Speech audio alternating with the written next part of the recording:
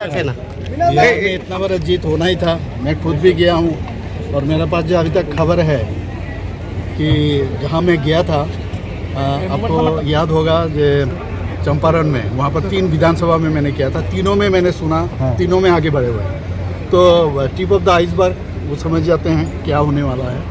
और मैं बधाई देना चाहता हूँ सबसे पहले माननीय प्रधानमंत्री जी को और नीतीश जी को, जिस तरह पूरा टीम हमारा जो सर्वभारतीय सभापति नायका जी को, होम मिनिस्टर साहब को, जिस तरह सब मिलके इतना अच्छा काम किया। और वहाँ तो चलेगा नहीं है इस तरह। ये लालू जी का जो वहाँ का काम सब मैंने ये कैसे वहाँ पर वापस आएंगे, आ ही नहीं सकता है। तो आप सब जानते हो कि ऐसे गुंडागर्दी क्या नहीं हुआ, तो ऐसा नहीं चाहते। आप देखो बाड़ी कौन सा है, बंगाल। अब बंगाल में नेक्स्ट आने वाला है। अब देखोगे बंगाल मुक्त होगा तो भारतवर्ष का चेहरा भी बदल जाएगा।